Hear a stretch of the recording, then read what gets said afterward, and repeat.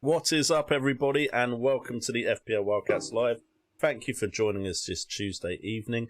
I'm about to pass over to Nim so we can carry on our discussions into Gameweek 28. Before I do that, my kid's back at school. Get in. some peace and quiet, some freedom during the day. But also, do hit that like button, subscribe, and hit that notification bell. And Nim, take it away. Yeah, thanks, Jane. Welcome everyone to the stream. Hope you're all well. As you can see, Ray's back with us. How you doing, buddy? Yeah, all good. Thanks, guys. Good, all good. Good. Good to be back. Good. It's great to have you back. Ray's not here, unfortunately. Something came up last minute, so you've got just us OGs tonight. That's fun. Yeah. It's not fun when you get told just before 7 o'clock. Everything I'd set up. The tech man had his concentration face on again. With that, let's take a look over how we got on in game week 27. So, Brett, would you like to kick us off, buddy? Sure. Yeah. Hey, guys. Yeah, not too bad so far. The decision I had to make this week was whether I sell Raheem Sterling or Rashford. I wanted to sell one of them, I think, in order to get Kane. I wanted to get Kane into the team. And luckily I did get Kane in. That would have been painful if I hadn't have done. And I did sell Sterling in the end. It was tough before a double game week. But I think a bit of the fear of not having Gundogan was still a part of the decision. I know you shouldn't always decide based on fear, but after what Gundogan did in the first double game week, I was just a bit worried. I thought he was a strong captaincy option as well. So I took Sterling down to Gundogan, and then with a second free transfer, I got rid of Calvert-Lewin after that disaster class triple captain the week before. Happy to sell Calvert-Lewin, and I got Kane in. So yeah, because of Kane's haul, even if Sterling does well in the next game, it's still likely to pay off. So at the moment, I'm on 59. I'm on 53, but I got a bit lucky because Rudiger got benched. Oh, I was trying to work that out. I was like, where's those extra points coming from? Yeah, so obviously they're not added at the moment. So on the game, I'm on 53, but on the image on screen, I'm on 59 because Rudiger will come out automatically for Soufal, who's first on my bench. So that was a nice little surprise. Always nice just to jam a couple of points that way. And yeah, I mean, I saw a lot of people selling Fernandes this week, and I know he's got tough fixtures, but that just never. It's easy to say now, but it never crossed my mind personally. Yeah, no, I'm just not selling Fernandez. I think that's pretty much what we said, all of us here on the stream last week. None of us were on Yeah. board with that one. No, and in my video, I said, look, he can always jam a penalty. Even he's such a quality player, but he can also just jam a penalty, and he does that a lot as well. So that's what he did. Yeah, so solid game week, and still, double City defense at home to Southampton and Captain Gundogan, who hopefully will start. So maybe one of the defenders gets benched, but yeah, could be on for a decent week. If I can get above 70, I'm on a green hour at the moment, so about Nice. 200k. Cool. Jay, I'll come to you next.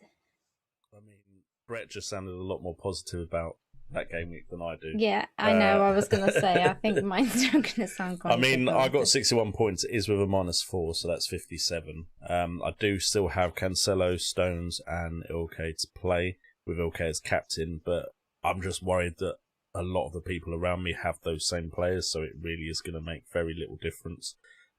Also, from what I can tell, a lot of people around me have also captained Ilkay because of that double game week, so I had a lot of decisions to make before the deadline, and I just happened to make the wrong decision in every single area. I was considering Bale or Son for Salah. To be fair, Son coming in almost paid off the hit that I took anyway, but Bale would have done it comfortably and then some. I was going to captain Kane, and then of course when it came down to it, I saw that double game week and I went with Ilkay. And then also I thought, you know what, am I really going to double up on Man City defence against Man United? It's a derby. Man United can perform against the big teams because they have space in behind. Maybe I should just cover both bases. And then last minute I decided, no, I'm going to go all in on City, thinking they'd run over Man United, and it didn't happen. So I left Shaw with 14 points on the bench. So if I'd just made 3 decisions differently, I could have had an absolute barnstormer of a game week. But it is what it is. We're moving on towards Ray's favourite game week 29. And so the transfers I'm going to be making probably focused on that, looking at maybe Veltman to be brought in for a defender, because none of my defenders, apart from El Mohammadi, actually play in game week 29, so Veltman's a likely transfer in. So how many do you think you're going to get to, Jay, for 29 at this rate? I think I have 3. If Grealish plays, it's 8 at the moment, so it could get to 10 with no hits. Okay. And what was that question for you, actually, Brett, as well? Where do you think you'll be at in terms of how many you'll have for game week 29? Good question. So I've got at the moment, let me have a quick look. 1, 2, 3, 4, 5, 6. Seeing how good his maths is now. 7. I've got 7 at the moment. Yeah.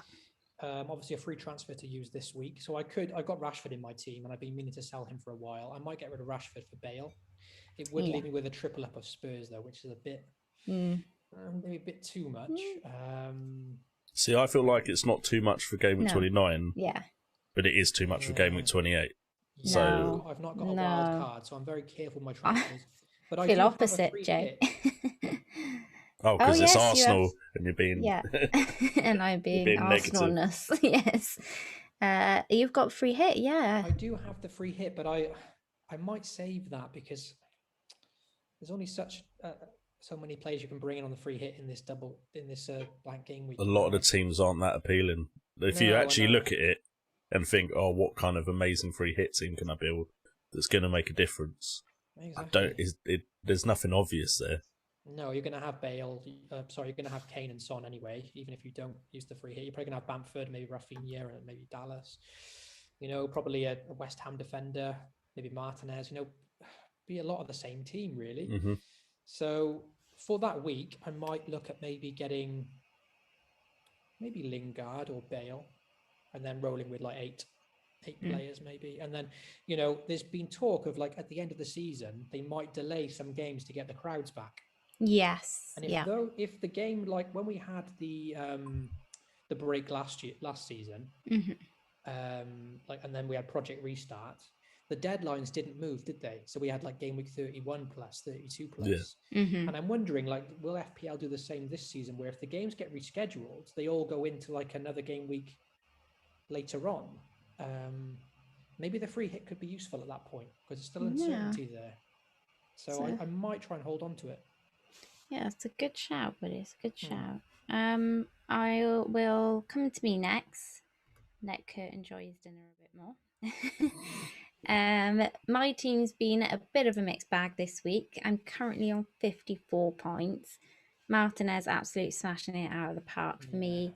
The whole of my defence letting me down with 1-pointers at the moment. Not even sure if the City lads will get a second game, to be honest. I am not on Diaz, and he seems to be the most kind of nailed one of the City. You've got Stones and Cancelo. So I always get a bit worried when they don't do something in the first game if they start, because it really does feel like they might not one of them might not play the second. In midfield, Gundogan as captain looks like the wrong call at this point, especially as my gut call, as we were saying last week, was Kane. Sonny chipping in with an assist. I did consider whether to get Bale in this week for Salah. Did actually put him into my video, really thought about it, but didn't decide to make the leap. So that was a bit of a hurt, especially seeing as Salah didn't do very much. Rafinha let me down as well. Bruno stepped up for the penalty. He should have had one last game week as my triple captain.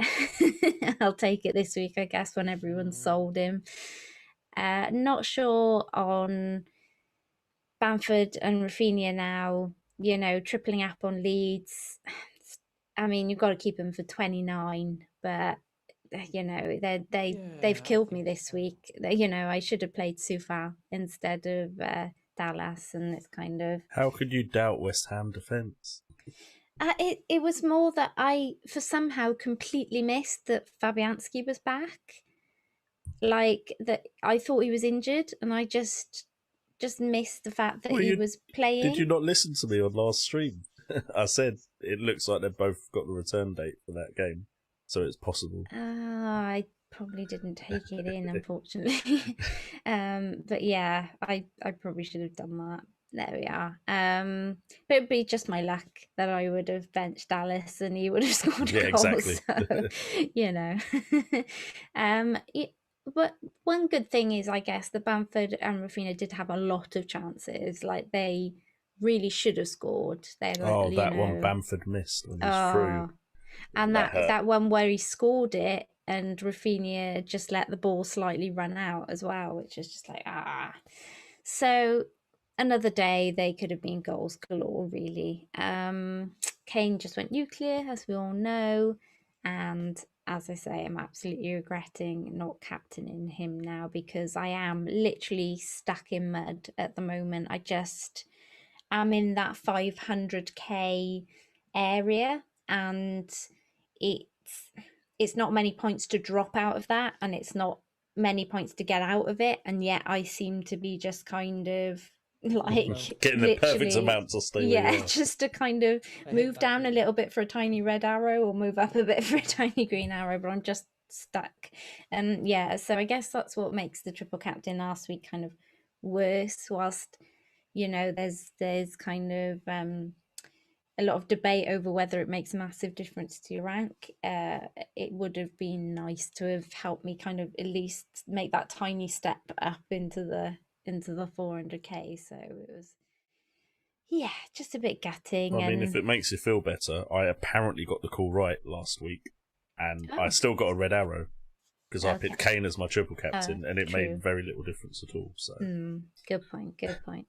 So yeah, I mean, really considering this week, a couple of transfers in mind. I want to sell Mitchell because I can't guarantee that he's going to play in 29, obviously either through injury or whether or not Roy will just actually choose him if he is back. But I don't have enough money in my bank currently to switch him to Aston Villa or Fulham. So I need to find the cash elsewhere. And at the moment, that's going to be selling DCL on to Watkins or Antonio, or it's going to be selling Salah on to Bale or Lingard. So yeah, that's kind of my. I've got 2 free transfers, so it What a won't crazy be. season selling Salah for Lingard. I know. Who would have thought it? So, Kurt, buddy, how's dinner? You're still Just muted? be muted. Every single stream, at least once. Yeah, it's all right. Good. How did you get on, buddy? Yeah, not the best this week, actually. I only got 72 points. And I say it's not the best. I mean, I could have had Kane as captain. Instead, I stuck with Edison. I mean, Edison could yet score a hat-trick. I don't know. Could get an I assist. doubt it. He probably would could get take a an assist this penalty. week. You never know. But no, joking aside, 72 points, I can't really complain. I got the captaincy call wrong. I made one transfer going from Sterling to De Bruyne, so that literally changed absolutely nothing. But 72 points ain't bad, really. I can't complain. I mean, I got No, every it's call right good. pretty much. Target was on the bench with 6, but I'm looking at the other players. I wouldn't have ever dropped De Bruyne and Gundogan on a double game week. Looking at the fixtures and also looking back, the transfer of Diagne is a appalling one considering the bloke scored once. I'm not quite sure why I decided to bring him in, but whatever. It is what it is. The thing is, you brought him in and still got 72 points. I know. Well, he was in for the Didn't you double game week. captain him last week? Yeah, he was captain last week as a double game week, and I thought, you know what? He's the sort of player that I'll bring him in, or I'll think about bringing him in and think, you know what, I'll stick with a safe bet, and he'll score 2 hat-tricks, and I'll be sitting there thinking, I don't even want to play anymore. I just don't want to play. But apart from, that, the City blank, the, Diagne and Watkins not doing very much, Kane got 19, Fernandez got his usual penalty every few games. Heung-min Son, admittedly, is a bit upset at the fact that Kane's now playing with Bale and not him, but fair enough. He still got an assist, so I can't complain too much. And the bench, I got pretty much everything right. I stuck with Alonso because of the fact he played none in the double game week. So I thought, surely that means he's got to play this one, and banked on Everton being a bit poor, and that paid off. I kept Wan-Bissaka because I thought it was going to be a high-scoring game, so I thought Wan-Bissaka would probably overlap, maybe get an assist, but he got a clean sheet, so I'm not going to complain about that. Cresswell getting 12 points. Whoever sleeps on West Ham players now has them on the bench. I don't know what they're doing. Legitimately, having watched the 27 game weeks that have been so far this season, anyone who's consistently now putting, well, you know what, I've got Souček, I've got Cresswell, I've got Antonio, I've got Lingard, I've got Kufau, I've got Dawson, whoever it is, and they're looking at the Leeds at home thinking, yeah, I better bench them. I mean, the warning signs are there. It's not as if this is the first week they've played well. I mean, that's the 10th assist of Cresswell's season, his 10th clean sheet. So 133 points in total. Kufau isn't as good. Yeah, exactly. I mean, it's mental. And you think as well, the amount of headers that West Ham have missed, the amount of times that poor Tibbles has been kicked by alternative commentary for West Ham hitting the post from a corner. The amount of there's been 2 or 3 corners, I'm sure, that they've scored from flick on to the near post. Cresswell could have had double the amount of assists this season, and I think he's probably the best player I've ever transferred in, because he's still only owned by 25% of the players. I was trying to have a think whether I could do the double up on the West Ham defence, and because I got Soufal, it kind of put me off getting Cresswell. But I think if I do the Salah to Bale move, I would have enough money to get Cresswell. And I'm sat there, did my video today, and it's like 10 assists this season, top, defender so far, and I'm there going, oh, I wonder, should I? Should I do it? I don't know. It's a tough one, that one. I mean, the only reason I got rid of him was to get Kane in. If I could have done it any other way, I would have. But, yeah, he's been absolute hero. Yeah. And to be honest, we weren't that good against Leeds, West Ham, to begin with. We were pretty poor at the beginning. I mean, yeah, I do say that. It wasn't our best performance. Leeds did score 2 goals that were VAR'd. But apart from that, one of them was a definite win off the pitch. The other one, unless we'll get into VAR, but I don't know why it was disallowed. I've watched it back a few times. I have no idea why it was disallowed. But Cresswell's been an absolute saint for me. I can't remember how long I've had him, but it's been a majority of the season. And he's the sole reason why I've scored so well this season. But yeah, in total, 72 points. I've got the Man City triple up. If I have a bit of luck, I could sneak through to 100, but that requires another 9-0. So we're not doing another one of them till next season. Okay then. Well, you smashed out the park, buddy. You've done very well this game week. So I think we'll move on to some questions now. And Brett, we are grateful that you are back to collect the quickfire questions because... Ouch. Wow. At least wait until it's behind my back. He We didn't was have any questions. alternative. Let's go with that. Is it because I gave you 3 seconds to answer the quickfire question? That I thought that was a probably reasonable didn't amount of help. time. Well, I'm pretty sure you did ask for a yes or a no, and Nim pretty much just didn't give an answer for ages. I Around the didn't. I houses. just didn't answer. I just was didn't that Ray's answer. question? I think actually. I think it was Ray. Yeah, Ray asked the question. It was just like, gun to your head, answer now. Got to think about this. Got to think about that. The underlying stats would suggest just say a name. Same name. Okay, cool. Right. So the first question we have is from Beth McKevitt. Like many people, I have Kane and Son, thinking of selling Salah for Bale. Is the Spurs triple up too much? So this is something we've already touched upon. It's, something we're all asking ourselves. Jay, what do you think? Spurs triple up? What's your initial thoughts on it? Do you think it's too much? I generally try to not triple up on any side, just because there's always the chance that they have a bad game week, and that's 3 of your players out of 11 that have not performed. Mm-hmm. So I like to spread my bets a bit more than that.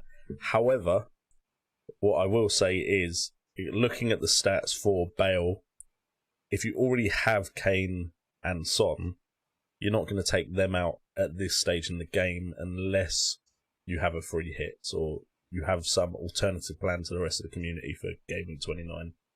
So I would say if you already have Kane and Son, I can't see anything wrong with going with Bale. Because right now, Bale is on fire. The last 2-3 game weeks. Like, Jay? So Bale has, in the last 4 game weeks, 12 shots on goal, 7 inside the box, 3 big chances, 6 on target. Expected goals is only at 1.92, but he's scored 4. And to me, that suggests you're looking at the Bale that is close to, or getting closer to, the prime Bale that we were used to in the Premier League before it's he went to London Spain. Derby as well. I just see there being goals in that fixture. And the goals he's scoring, they're good goals. Yeah. And then there was the one where Kane hit it across the box and he was in the right place at the right time. But you have to be there to put that in. But some of his other goals have been really well taken goals. And he seems to have an understanding with Kane very similar to the Kane-Son understanding. And while Son was always outperforming his expected stats, his underlying stats, Bale is doing the same now. And there was a stage when sleeping on Son was really detrimental to your season. I think potentially sleeping on Bale now is the same thing. I mean, Kane still has the best underlying stats out of the 3 for attacking for goal threat. He's actually had 21 shots, 11 from inside the box, 8 on target, 4 big chances. But he scored less. He's only scored 3 compared to Bale's 4.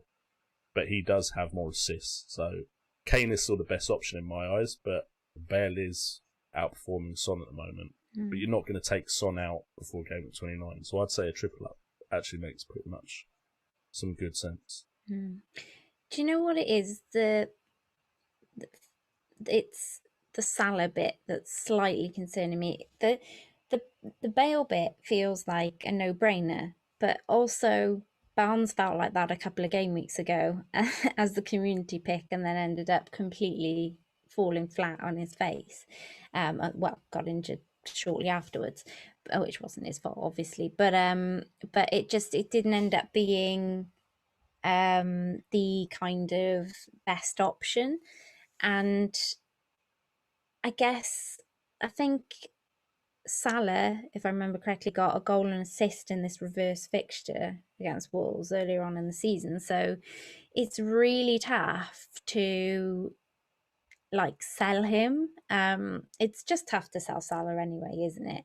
And it feels like a long time since he returned. I think it's 4 game weeks since he returned. So it's a long time for a player of his money, but it doesn't feel like a long time for Salah because he could easily score like a brace in this next match, if that makes sense. You say that, but when we used to get blanks from Salah, Liverpool was still performing. Yes, Liverpool that is my aren't performing concern. now.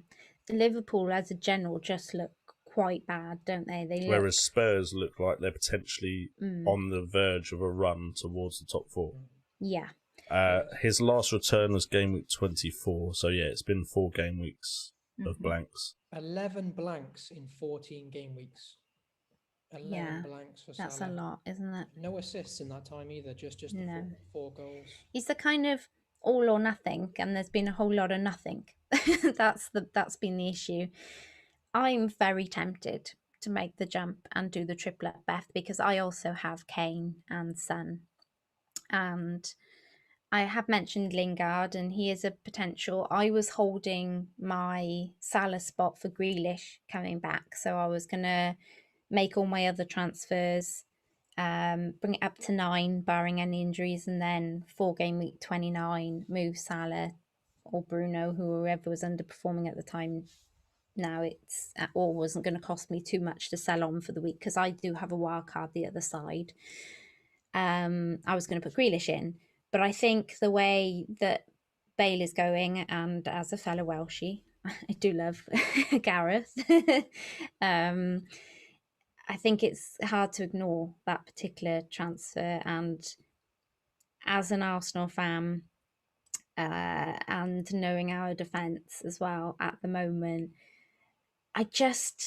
it feels very much like the Liverpool of last season, where you didn't necessarily know who was going to be the ones who were going to score the goals or get the points.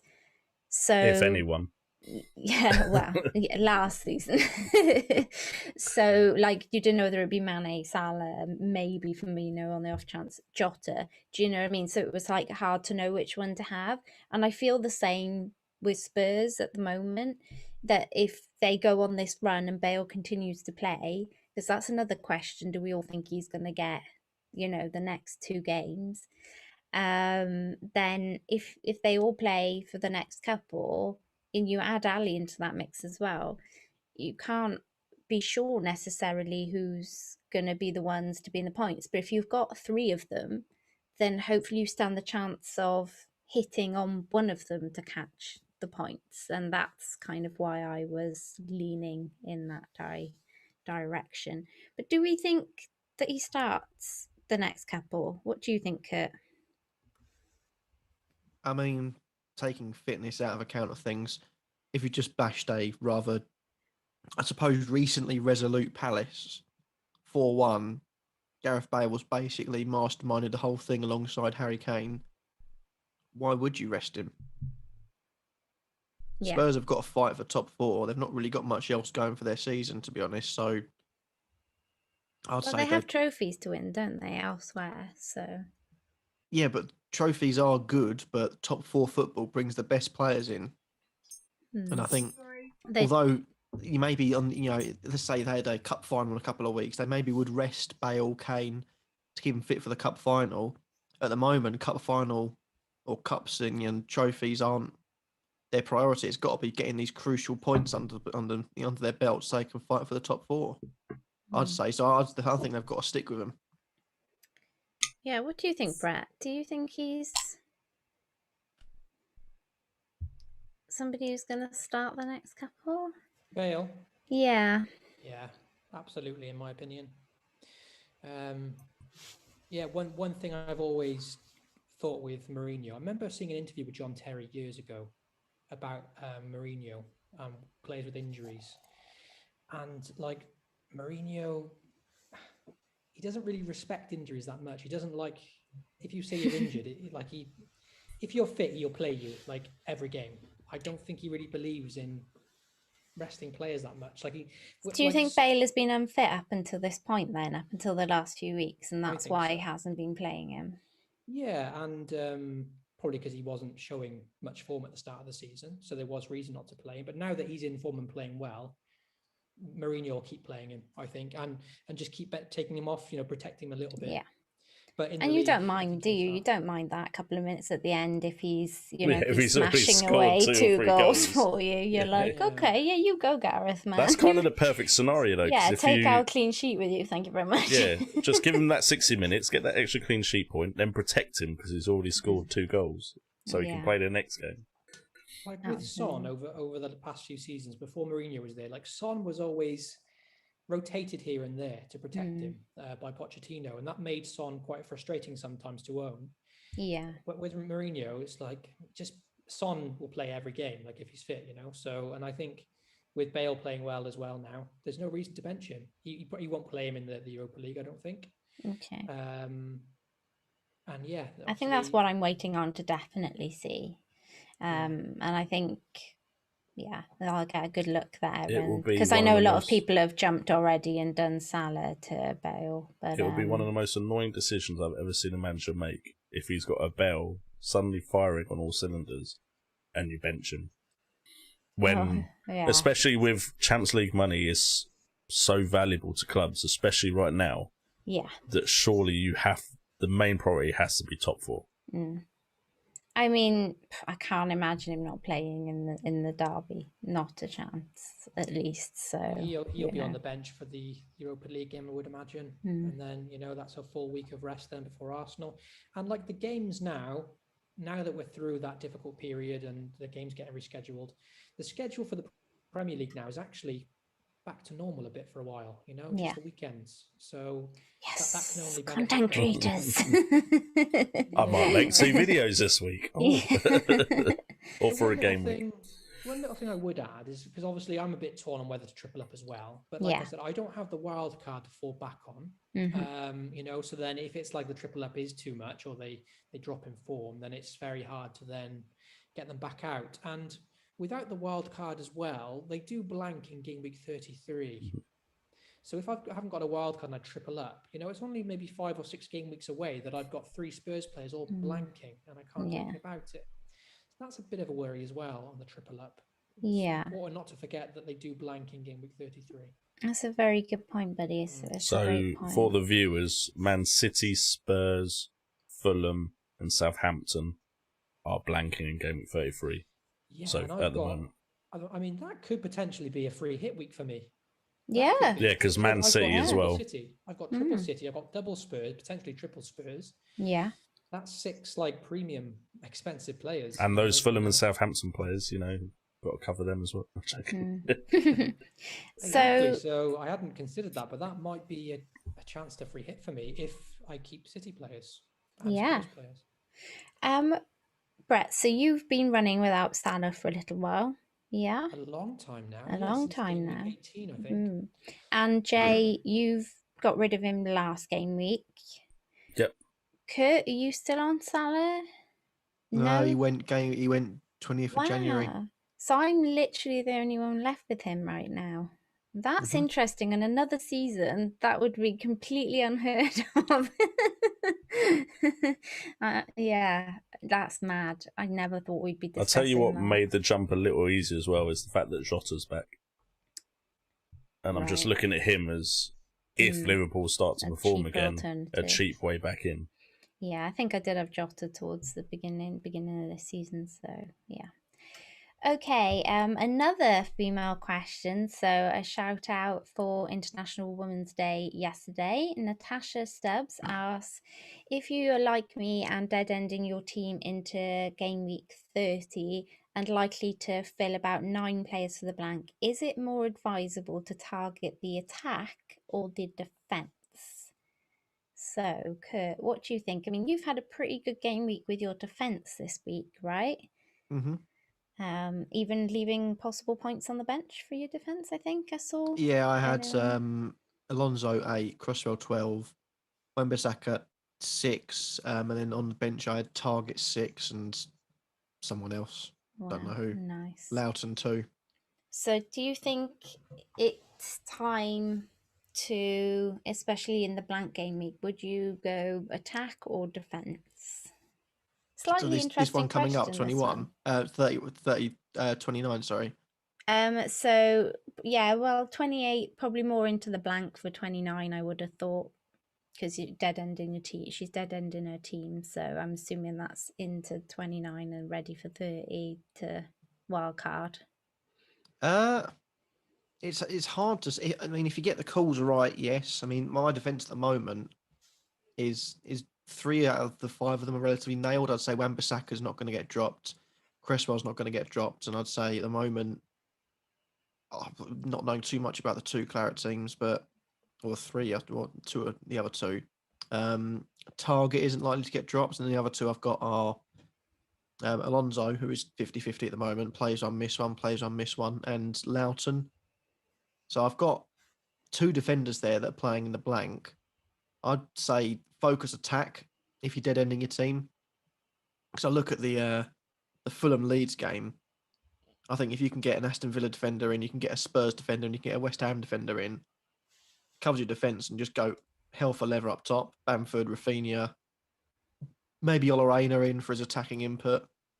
I wouldn't focus on defence. It's hard to find a defender that scores well, in my personal opinion. Well, we just chatted about Cresswell, didn't we? Yeah, it's hard to find a Potential team of option. defenders that defend well. Then you can find 1 or 2, but as well Well, as I that, I mean, think- you're looking at the games that they're playing. I mean, I You mentioned could Cresswell on argue target. Fulham doing really well at the moment. Aston Villa obviously doing really well at the moment. West Then Ham are doing well at the moment. You're I banking on mean- then Aubameyang blanking. You're banking on Kane, Son, and You're speaking Bale blanking. You're speaking to Nim here. She's assuming Aubameyang I'm will blank. just assuming Arsenal will blank. How many Arsenal players have we discussed for Game Week 29? None. Do you know, Saka, I did that's it. consider for a Saka. very short moment, should I move Salah to Aubameyang when Aubameyang scored the other day? And it was a very real possibility. And then Bale went nuclear and went, nah, kind of fancy Bale more. So, but an out there shout could be Aubameyang, because even if Arsenal are doing pants, then obviously Aubameyang is able to shout, but the question is, he played the North London derby, but then after that, it's whether or not he gets rotated for the European games. So, yeah. Saka's a great shout, though, if cheap. What do you think, Brett, with the whole defence versus attack thing? Can you repeat the question for me, Nim? Just the original question. Yeah, if you're like me and dead ending your team into Game Week 30 and likely to fill about 9 players for the blank, is it more advisable to target the attack or defence? It's tough, isn't it? It's tough because you look at the fixtures and it's hard to target any of those things, really. Granted, you've got Fulham, like you say, and Fulham have been quite impressive lately. Yeah. I like the Brighton fixture at home to Newcastle with the injuries they've got. There's a chance of a clean sheet there for Brighton. Apart from Cresswell, there's no real defender that stands out that week. Maybe Dallas, because Fulham aren't scoring many. I'm trying to think of explosive defenders from those 4 fixtures. Ina, got it right, Ray. Got it right. See you in the chat. Yeah, Sorry, just putting that. It's just an excuse to say his name. Yeah, I remember that. No, I just having to think about him because he has been a decent option. Yeah. Sorry, I'm just loading up his stats now. Did he get like an attacking return recently as well? I think he did. A couple of game weeks ago, I think. Yeah. He got taken off at half time. Not this game week, but the game week before. But that was, I think, for tactical reasons. That was because he played the last one, got a clean sheet. So, yeah. Explosive defenders. You got Dawson. Come on. Yes, Dawson. Come on. Yes, with his headers. I know you probably don't want to double up on defenders, but Yeah. Well, what do you think then, Jay? You know? My answer is very boring. It's you have to have 3 defenders because there's every likelihood that we have a blank game week where there isn't a lot of goals. And if you've just gone all in on attack and you have 1 defender and then other people have 3 defenders, you're kind of looking at yourself at a disadvantage. And to me, Game Week 29 is going to be very boring unless I make a random captaincy call that works out for me, because it's just about getting similar points to everyone else. Because there's not many fixtures there that look exciting. I wouldn't say there's many differentials, so just don't lose too many places in Game Week 29 is my goal.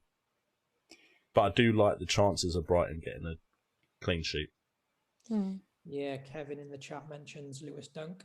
Yeah. I quite like that shout because he can always pop up with a goal as well, Dunk. So I think Tasha, I would think maybe try and balance it as best you can. That's like what I would say. Try and have a couple of defenders and a couple of attackers, and I wouldn't load up on one or the other expecting there to be loads of goals or loads of, because loads of clean sheets, because this season, if it's taught us anything, is that it's really unpredictable. I mean, not many of us would have called that Man United Man City game there the other day. So it's been so unpredictable. You can assume that it'll be boring. It could be loads of goals. You could assume that it's no point bothering with defence. Go all in on attack, and then, like Jay said, there could be all clean sheets. So I think the best thing to do is probably just try and get balance as best you can with this squad. To be honest, I'm assuming she's got 3 strikers that play, or 2 at least, because nearly everyone's got Kane, Bamford, Antonio, Well, Watkins. I mean, Kane is a lot less owned than he was. I suspect many people will try and get him back in this week. Everyone's going to bring him in for Game Week 29 because he's one of the only premium players there to bring in. But everyone has probably one. Captain as well. In fact, I'll go out and say everyone's still playing and paying any attention has 2 of the 4 main strikers that are playing in Game Week 29. Yeah. Yeah, I know it sounds an obvious pick now, but because I considered free hitting this week, obviously, and maybe I will, I never know. But with the form Lingard's in, I know it seems like an obvious one now, but even before, just as he started to pick up form, he loves scoring against Arsenal. Lingard always scores against Arsenal. So I know I don't want to be like one of these people that always bets against Arsenal, because I know I'm so like negative. But honestly, Lingard Nim and Brett have a list. These players score against Arsenal. We just go, right, who's playing this week? Lingard. They always deliver. Kane. I don't know. Gareth Bale used to score loads against us. Literally. You can set your watch by him. Exactly. So I quite like Lingard. Ivanovic is back. He scores against Arsenal. It's that annoying thing where I think if Rafinha wasn't playing in 29, I would have gone for Lingard. But I think probably the lure for Bale is going to be stronger for me than Lingard is going to be. So, but Lingard looks great. I mean, I actually touted him on a Scout article I did a couple of weeks ago, and I couldn't actually believe myself as I was writing it. I was like, am I literally going to suggest Lingard as an option here? And I've been like, every week I've been like, wow, that article's doing me proud right now. But yeah, it's been a shock for me, that's for sure. But fair play to him, he's taking his chance. Massively. Yeah. Me too. Cool. JC, do we jump on Bale or stick with Son? I think we've kind of covered that. If the Spurs cover doesn't involve Kane, though, that's a new twist on things. So, obviously, if Son is your only option in that Spurs team, do you stick with him or do you do a sideways move to Bale? Think, Kurt, would you, if you don't have Kane, what do you think? Bale Is or Kane Son? not an option to this then? I'm assuming so if she says it doesn't, if the cover doesn't because involve that would be Kane. more transfers for them as well, I'm assuming. Yeah. So it's either Son or Bale. Yeah. Or you save up 1 week and get Kane. No, we're not giving you that option. We just said. It could be money. It could be Could cash. be money. Because you wouldn't if your Then you money's sell kind Sterling, De Bruyne, or Salah. Okay. No, I'd go Son. Being a bit interesting. safer, Bale is more likely. Well, you say Bale's more likely to haul. I mean, next week could be Son hauling. True. I mean, the Very fact true. is that, especially if you look at the fact that Dele Alli's potentially now getting back in the good books of Jose Mourinho, you look at the front four of having Dele Alli in behind Kane, Son to one side, Bale to the other. That's an attack that could set fire to anything in the Premier League easily. And even without Dele Alli, the front three at the moment, any given time, one of them could just go on an absolute rampage. So, and Son is more likely to, well, not more likely, but he's been fitter for longer. He's been in the team for a couple of years. Bale had a lengthy time out. He's only just getting now back into the first team after a second chance, I suppose, this season. I think Son's the safer bet. Okay. Jay, thoughts on I mean, that? to be fair, Son had that header that could have quite easily gone in. That was saved. So he could have had a better return than he had. But I'm just, maybe it's the excitement, maybe it's the nostalgia. But just, Bale looks... All the Welsh math here. I mean, the thing is, if I think of Bale in his prime, and it might have been because I was younger and maybe not as cynical, and Son in his prime, I'd take Bale in his prime. I think Bale just has that little bit more than Son has, for me. And right now, he seems the one that's in form. He seems hungry. He maybe has something to prove. Maybe he's just done all his eating though now. In the last 2 weeks, like, okay, I've done enough now. Everyone's chatting about me. They don't think I've just lost it, so I'll just stick around now for the next couple. I'd of hope weeks. he didn't just. I'd hope he has more to prove than just a couple of weeks of form. I hope so too, buddy. Like, So do Spurs fans. he's looked so good at the moment, and underlying stats. The reason I went with Son, because I actually transferred Son in for Salah, is I was going to go Bale, and then I had a look at the underlying stats, and it was the creativity stats were on the side of Son. And I was just like, well, Son has both bows to his arrow. But then you've got Bale hitting that long ball over the top to Kane when Kane scored a couple of game weeks ago. So Bale clearly has that in his locker as well. I prefer Bale. If they're both in form, I think Bale is the more explosive player. But you've got Son now, right? And you wouldn't make that sideways move, would you? I wouldn't make the sideways move, but I do have Kane. If I didn't have Kane... Interesting.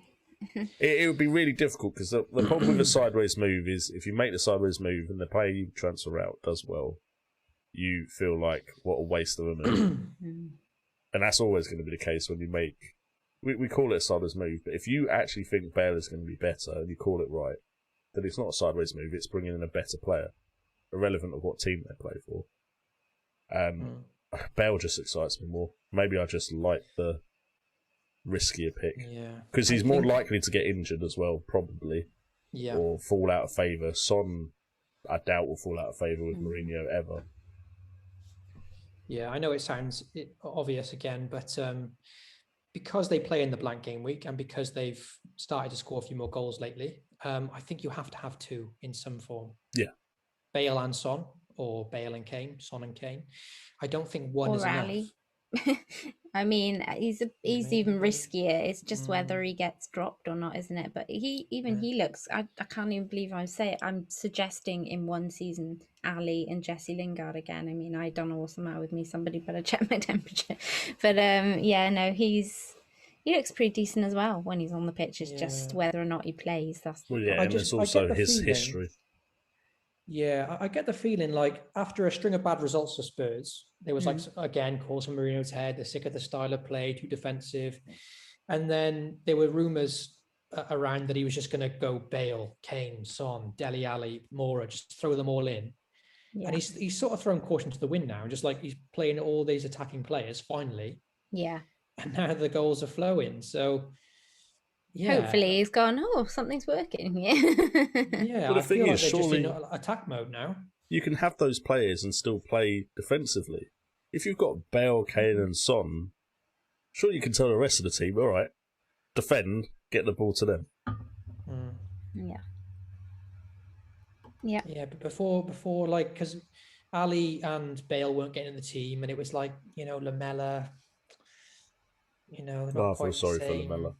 Um, He's never hit the ground I running, don't has know, he? but Poor since guy. they've put the big guns out with Bale, Ali back in the mix a bit, and maybe Moura as well, who's not quite a bit like a Lamella, really doesn't always do the business. But yeah, the lineups have been a bit more exciting recently, so I think two is needed at the moment, especially because they play in the blank as well, and lots of teams will have two in that blank. So why not get them in now?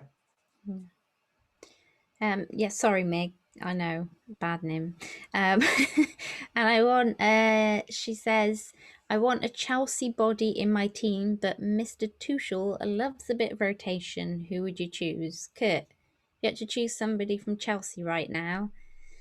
Who would you go for?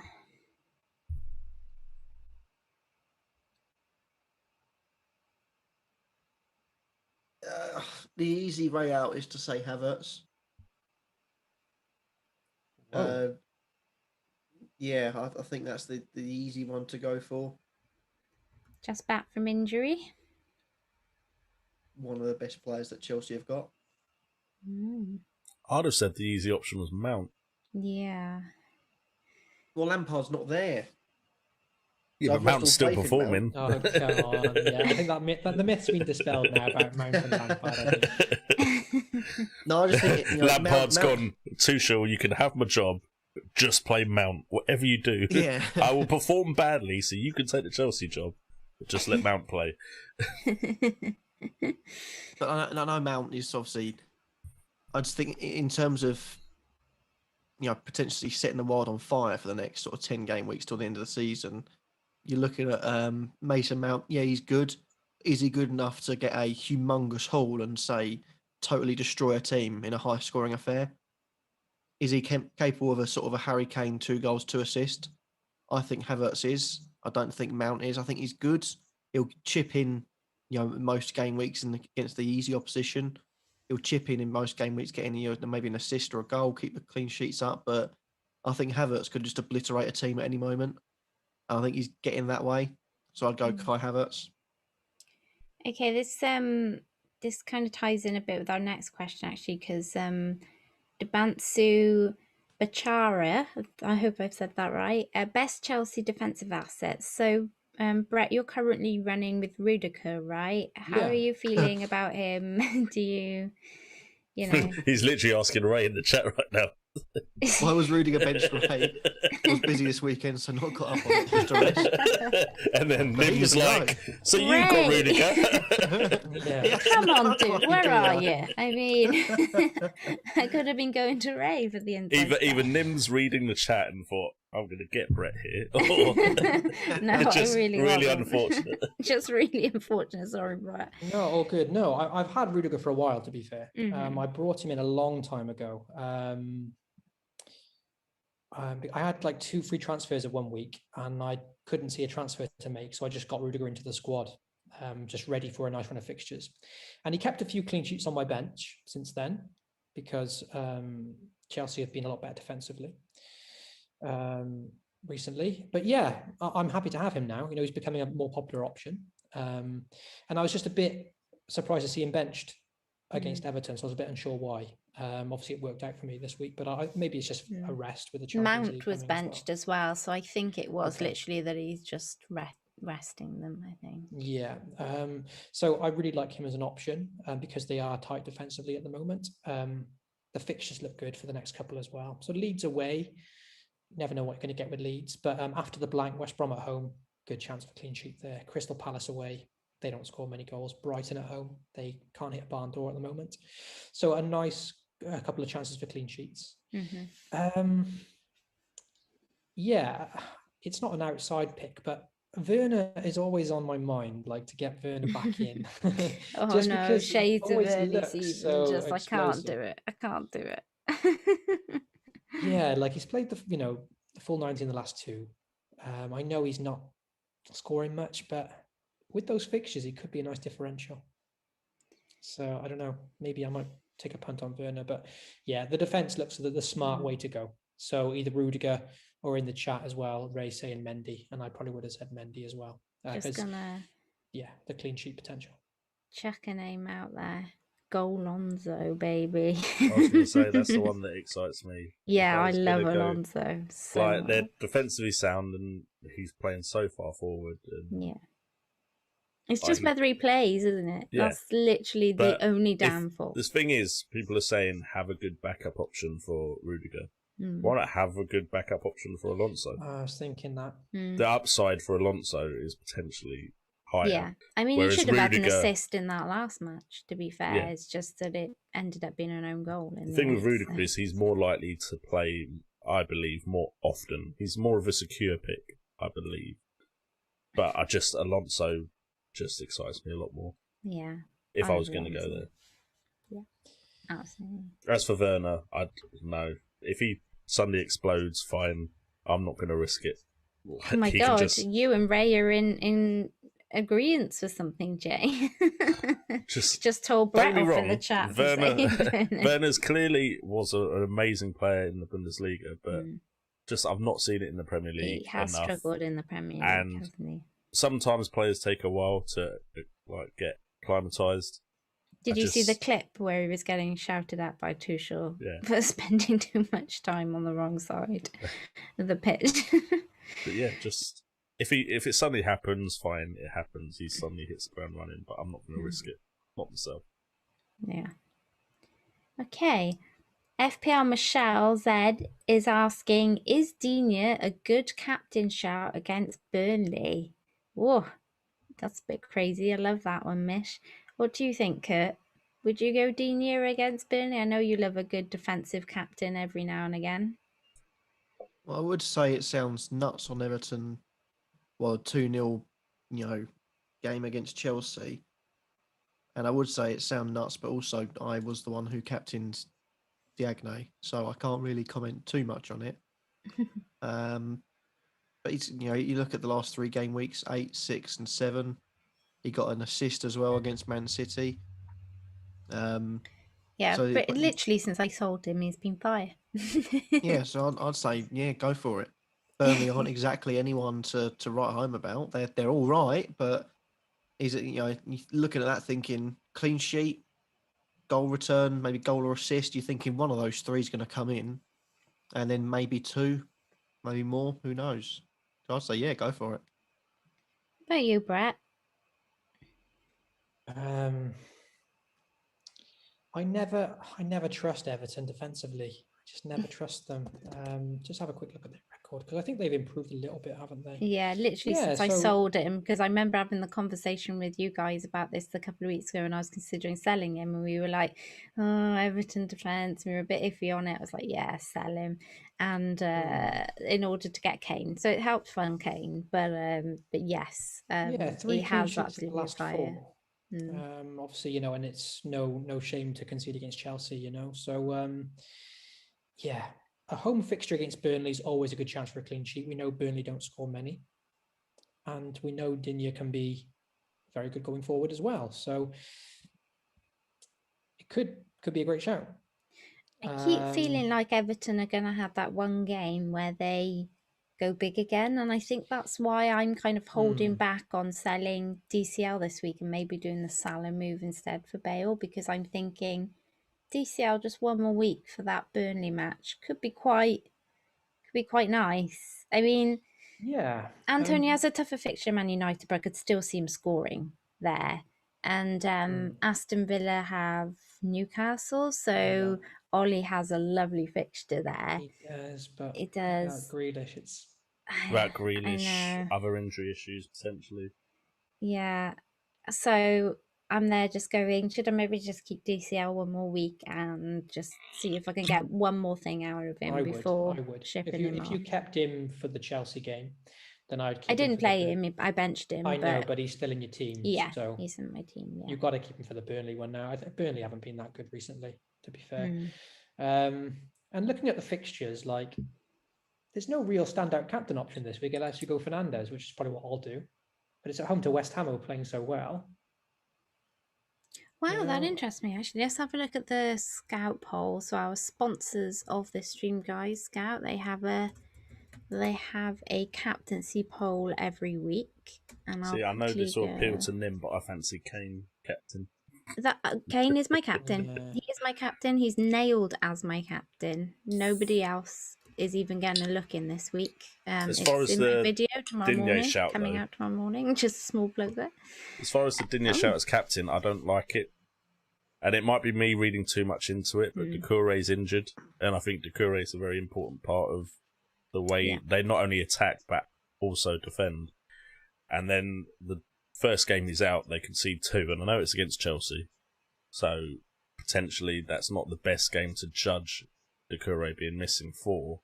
But as soon as certain key parts of that team are missing, I suddenly don't trust Everton as much.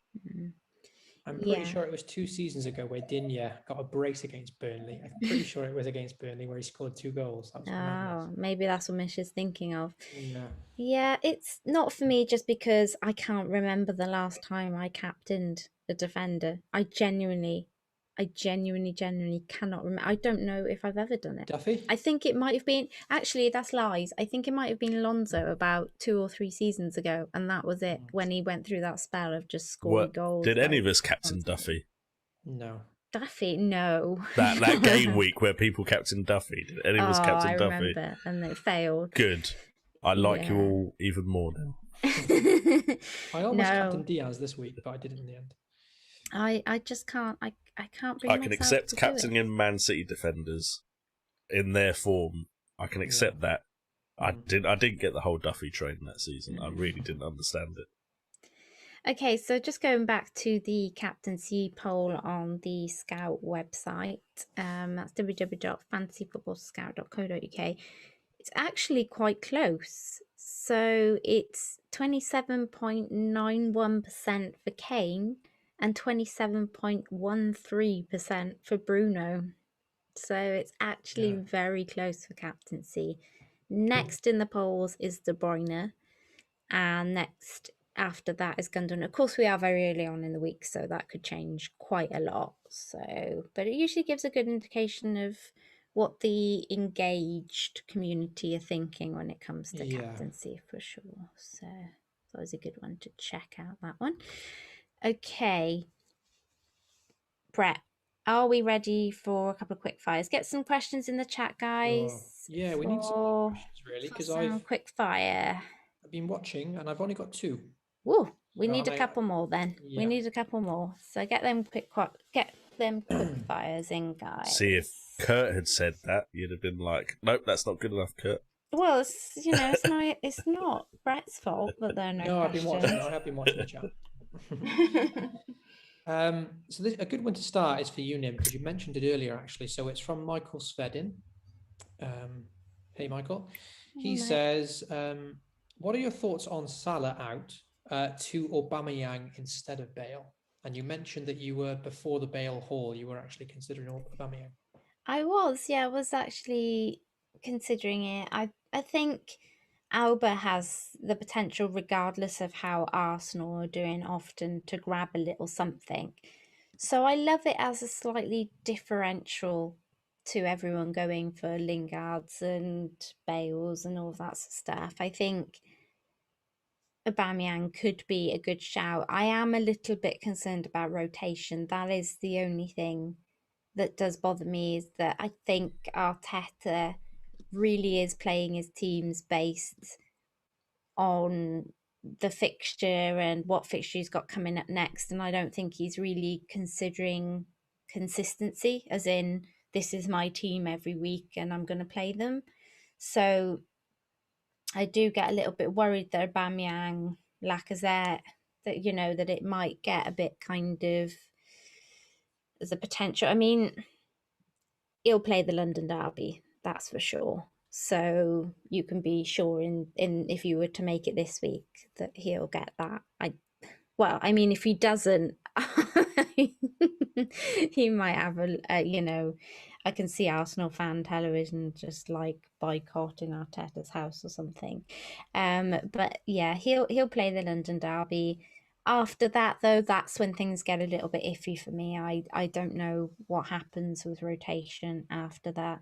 What about you, Brett? What's your thoughts on Aubameyang? Not on my radar at all, personally. Mm. He's Just a lot not of at money, all. isn't he? For Yeah.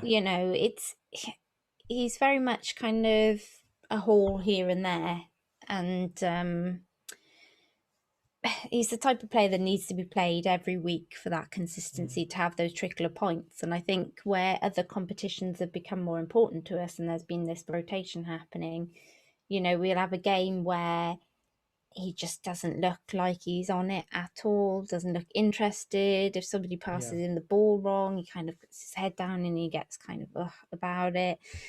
And then another match, he'll come on and, he'll score a goal and look fantastic. So it's that inconsistency. That's with FPL, it's consistency, isn't it? Consistency is key for me. And I'm just not sure Bamian brings that consistency. Yeah, like sometimes when I try and make transfers, I try and have two columns: good reasons to bring a player in and bad reasons. And with Aubameyang, for example, the negative reasons is just too many reasons, really. Like you say, I had Sterling for a while, and the problem with Sterling was he wasn't justifying his price, even though he was returning quite well. Yeah, Aubameyang's even worse, really. The return on investment, he's so expensive. They're not in the best of form, Arsenal. They're unpredictable. The fixtures aren't good. They've got Spurs next, then West Ham away, then Liverpool. That's another tough. I know Liverpool aren't in great form, but it's still a fixture I don't like on paper. Either side of Europa League fixtures, which Arteta's looking to prioritise a lot as well. He's taking that competition seriously. So I just don't see where the justification is to go for Aubameyang. From the outside looking in, I would never say don't buy a player, because any player can do well. Yeah. But when I try and think of it, methodically, there's a lot of reasons in my head. Why would I go for Aubameyang? I could see him scoring in the North London derby. I can see him getting a goal this week. Yeah. I can see he will play and I can see that he'll score.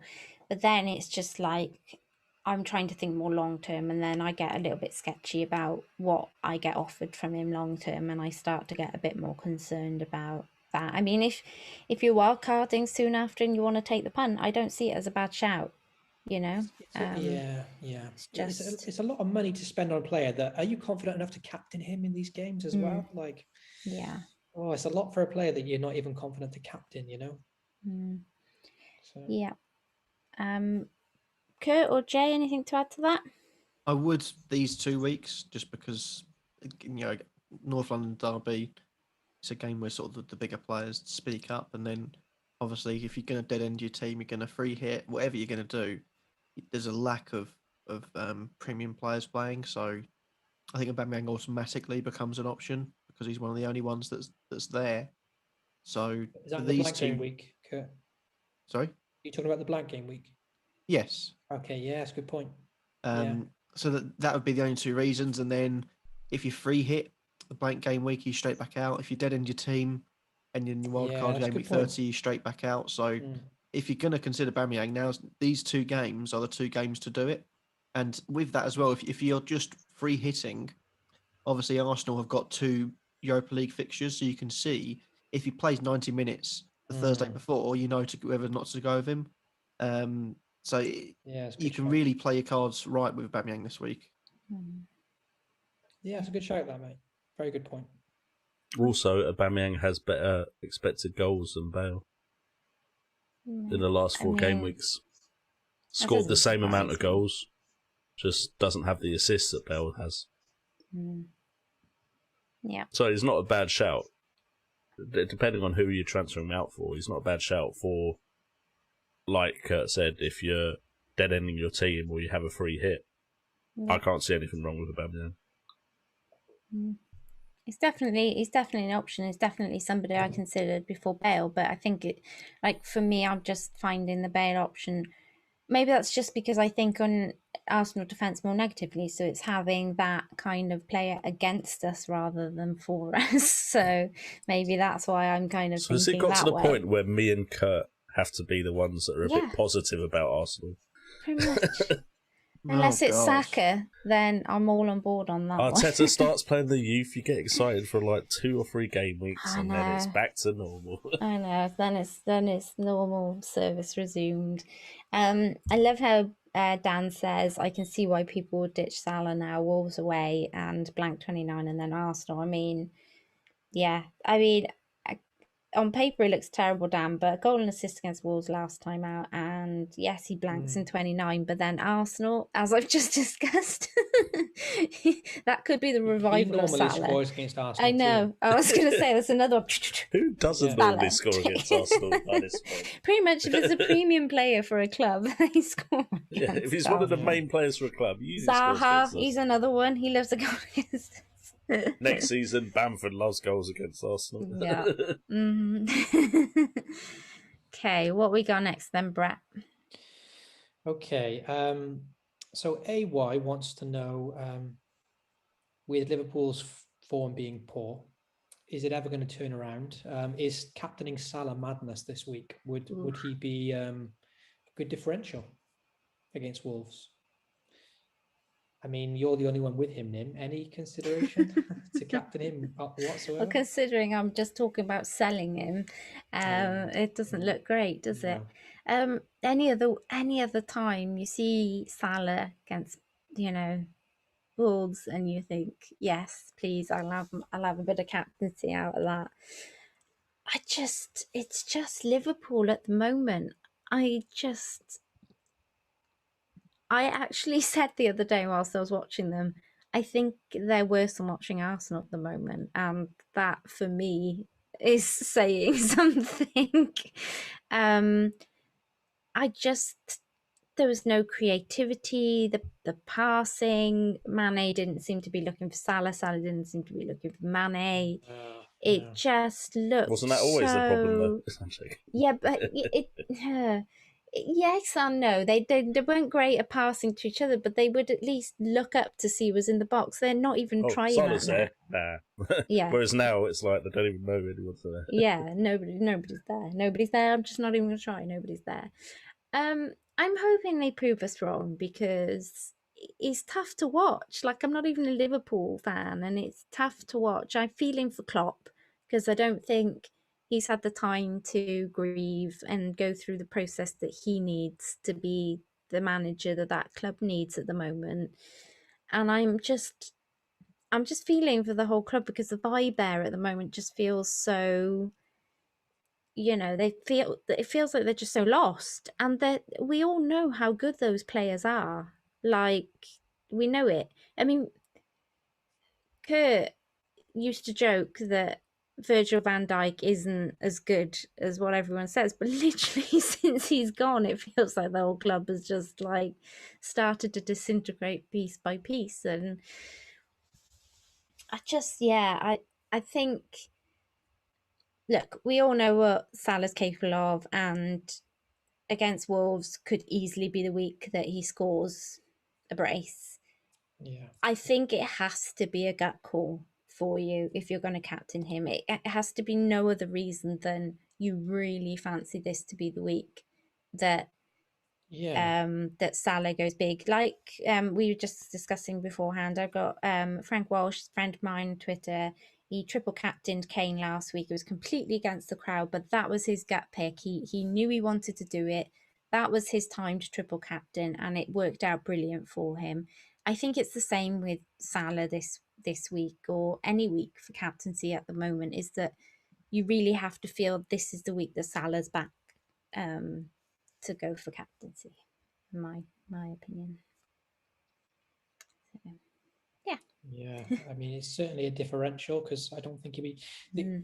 Salah is always up there in terms of captaincy stats, but it's normally like these days because he's out of form. Yeah. He's up there because of all the dead teams that captain him at the start of the season, in my opinion. There's not many people in the upper echelons that are captaining Salah now in his current form. Yeah. Even more so this week after yet again another blank. So yeah, there'll be so many on Fernandes and Kane in terms of the active managers. So he'll be a differential for sure. So a big score from him will pay off very well. But like I said before, there's so little justification to do it other than if you've got a gut feeling, like you said, Nim. Yeah. Wolves haven't been that great in general this season, but away to Wolves, I still look at that fixture. I'm like, oh, I don't like that fixture away to Wolves.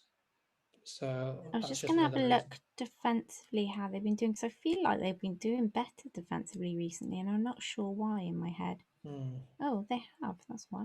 Oh no, hang on. Where's the clean sheets? Oh no, they got a clean sheet in there. They have got some clean sheets. They don't concede many. Yeah. Okay, they No should. matter how, except for the 4 against Man City, not Yeah, but last that's game, Man the City. game before. That's Man City. Yeah, but it's Liverpool. No. We're not putting Man City and Liverpool in the same bracket at the moment. No, yeah, good point. No matter how bad or good Wolves are doing, or a team like Wolves are doing, a banana skin is still a banana skin, and they will still be a banana skin team just because they're not exactly a team that has got up with players that no one, you thought, oh, it's not like a team like Fulham, where if Fulham were up there like Wolves are doing, or Leeds, you'd think if they do drop off, which, Leeds probably, and maybe Leeds and West Ham, you look at the team and think, yeah, maybe they haven't got the team to sustain it for the rest of the season. Yeah, you think maybe it's an easier game, but with Wolves, they've got the quality players in there. Overall, you look at the players individually, you probably rank them higher than West Ham, higher than Leeds, higher than a lot of other clubs outside the top 6. So they're still banana skin because they've still got those individuals. So I'd say it's still a risk. It's still a big risk. Well, I think it's madness. Yeah, to captain Salah. That, and you got to look at the way players blank. Like you look at maybe sometimes the way Kane blanks, and especially Son at the start of the season. You think any other given week, you'd have got a hat trick. You'd have scored goals. I'm looking at the way Liverpool play this at the moment. I'm looking at the way that Salah plays. It just looks like a man that does not want to be out there. It looks like a team that does not want to play football. It's similar to what Leicester had when they won the league. When Leicester won the league, they didn't change their style of play. And the next season, we all felt a bit sorry for Ranieri and Leicester because the quality team that won the league came crashing back down to earth horrifically, and then had to spend years changing their style, new managers, and now Brendan Rodgers took that relative same group of players with a few additions here and there sprinkled around back up the table. And Liverpool haven't changed their style. They've lost key players, and now they are being found out. So Salah can't do what he does best, and Liverpool's attacking wise can't do what they do best because they're being found out. Teams now are learning to play against them. So that's the other problem. I just feel like now that we've chatted all of this, he's going to score a hat-trick. I know, it's possible. We know he's a quality player, but I just think it's madness to bet on him scoring. I think you just have to have a gut call on that one, don't you? It literally has to be. With the Kane thing last week, there was proof there that it could be coming. I don't see that Liverpool side and think, okay, they're going to go to Wolves and win 4-5-0 with Salah scoring 2 and assisting 1 or something like that. Yeah, just having a quick look at big chances. And over the last 6 game weeks, Salah is 4th for big chances, 7 big chances. Underlying stats, he's not that bad, to be fair. Yeah, and only 2 goals, but 7 big chances. And interestingly, joint top is Werner. 8 big chances, only 1 goal. That's why you should never look at big chances. No, joking. No, you look at it, but you look at it in comparison to how many of them they're scoring. So there's no point in them getting the big chances and not putting them away. Whereas you've got someone like Kane who's getting all the underlying stats, but then is getting the returns every now and again. Yeah, Kane with the most shots, 26 Hot shots, 16 inside the box, 6 big chances. Yeah, Kane's right up there for the underlying stats, right up there. Okay, Brett, have we got one more, buddy? Sure. So we'll do the last question with Mig. So thanks, Mig, for the question. He says, what is the least amount of players that we'd be happy with in Ray's blank game week 29? 29, What's the least amount, do we think? Sausage. So we'll start with Kurt. Sausage. So Kurt, how many players would you be comfortable with in this blank game week, which I'm assuming you're not going to free hit in? So I'm not sure if I'm free hitting or not, to be honest. I haven't really Have you paid too got much the free hit? attention. Yeah. okay. I think so, because What chips have you got left? I've used bench boost. I've got my second wild card, triple captain and free hit. Wild card and a Whoa. free hit. Wow, and a Quite a triple good jealous. position there. Get Not out. bad. Just Purely, get out. the reason I've got wild cards left is because I forget about game weeks. I was going to so say, there you've was- just forgotten every yeah, week, so haven't you, to I- use them? I forget about a transfer window. I think, oh, bollocks, the game week started. Bank a transfer and then think, it's all right, I'll take So a what did -4. you do game week 18 and 19? Because nearly everyone either free hit or wild card. You just had Look. quite a good team, I think. You If just I went, remember "Ah, Was it correctly. game week Yes, 18 and now I'm 19? curious. Yeah. I'm Let's have a pretty look. sure he actually had He's a actually- half Game decent week, team. He's in game a week solid 18, I position. scored 36 points. Okay. Oh, I okay. had 9 players playing. Martinez and 9 Watkins players isn't bad. to be didn't fair. play. I think they were late minute dropouts, weren't they? Yeah, Villa, they that were. game I week? think So I they had some 11. dropped out. And obviously I had a captain Fernandez where I could have had Kane, but sorry, no, Salah didn't play, so I had 8 play. I thought I'd just stick with it because I felt like the team was strong enough to get points, and it did. And then 19, I used my bench boost. Captain So you Cresswell built a as team well. for 19. Got 10 points, 20 points from Cresswell that week. Captained him. Bloody hell. Yeah, so in terms of captain defenders, apparently I do it all the time. The rest of us Um, need to think about this. We overthink Yeah. this too much. Yeah. Creswell, game week 29. We overthink this too Right. much. Just Creswell, That- 29. He's the one, boy. It He's sort the of one. snuck up on me a bit. So I think I've got 6 players that will play, but I'm looking at the fact that Villa and Spurs are sort of I'm heavy on. So I've got 3 Villa, 2 Spurs. You got the main So- people covered. Yeah, so if I do wild card, I probably won't wild card. It will be free hit because I want to get those Fulham and Leeds players. 'Cause I get a feeling that could, although we've lacked it, and recent game weeks wouldn't suggest it, but I've got a feeling it's going to be a goal fest. But I'd say I was happy with 8 last game week as long as you've got the right players that score well. And I've got Kane and Son, so captaincy will be on Kane no matter what. If he gets a decent game week, 2 goals and assist, you're looking at being above the average in my eyes. So, yeah, as long as you've got 8, I'll be fine with that.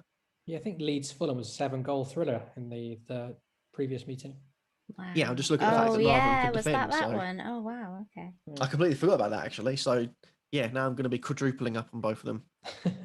Oh, God, don't. My triple leads have been such a letdown recently. I could only wish for a 7-0 thriller these days. What do you think then, Nim, in terms of with your game week 2019? What are you comfortable with to go into it with? So I think I'm likely to be able to get 10 unless unless any injuries crop up. So I was on 7. I've got 2 transfers this week, and then obviously I've had my transfer into 29 as well. Obviously, if Mitchell was playing, then I'd be on 11. But yeah, the injury and probably likely, not likely. Palace don't play that week anyway, Nim. Oh no, of course they don't. Sorry. So yeah, so 10. If I didn't have that, if I wasn't walking into a 10, Yeah. then my ceiling, I think I'd be looking to reach would be 7 or 8. I wouldn't want to go in with any less than that if I could help it, I think. These kind of weeks are always a bit of a letdown, usually.